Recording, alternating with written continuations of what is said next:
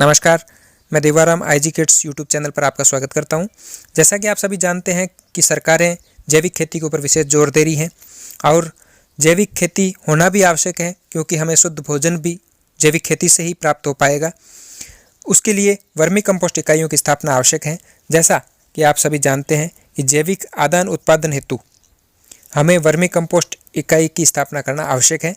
इसके लिए कम से कम 30 फीट लंबाई, 8 फीट चौड़ाई और 2.5 फीट गहराई के आकार में पक्के निर्माण के साथ वर्मी कंपोस्ट इकाई की स्थापना हेतु लागत का 50% अधिकतम 50,000 रुपये प्रति इकाई यथानुपात अनुदान देय है।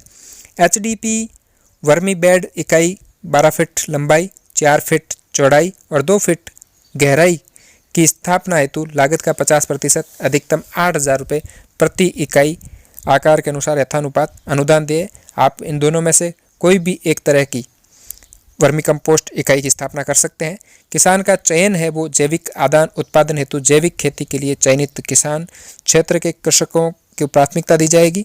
किसान के पास न्यूनतम 0.4 हेक्टेयर स्वयं की भूमि पर बागवानी फसलों की खेती किया जाना आवश्यक होगा। इसके अलावा पर्याप्त पशुधन, पानी एवं कार्बनिक पदार्थों की उपलब्धता हो। वर्मी कंपोस्ट इकाई और जैविक आदान उत्पादन के लिए वर्मी कंपोस्ट इकाई की स्थापना के लिए 30 फीट लंबाई, 8 फीट चौड़ाई और 2.5 फीट गहराई के आकार के पक्के निर्माण के साथ वर्मी कंपोस्ट इकाई की स्थापना पर अनुदान देय होगा। शेड में काम आने वाली सामग्री स्थानीय उपलब्धता के अनुसार स्टील, एस्बेस्टास शीट, पट्टी से बनाई जा सकती है। इसके लिए स्थायी प्रकृति की छाया सामग्री उपयोग में ली जावे। पक्के शेड की ऊंचाई बीच में कम से कम 10 फीट और किनारों पर 8 फीट होनी चाहिए।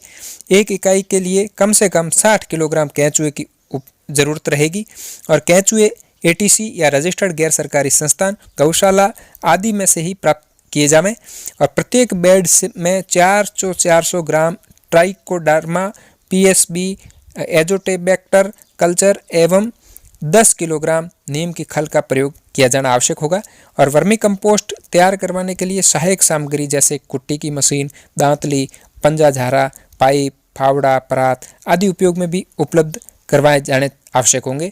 और जिले के अधिकारी या उनके प्रतिनिधि के तौर पर कृषि पर्यवेक्षक या सहायक कृषि अधिकारी द्वारा इसका भौतिक सत्यापन करने के बाद में अनुदान जारी किया जाता है।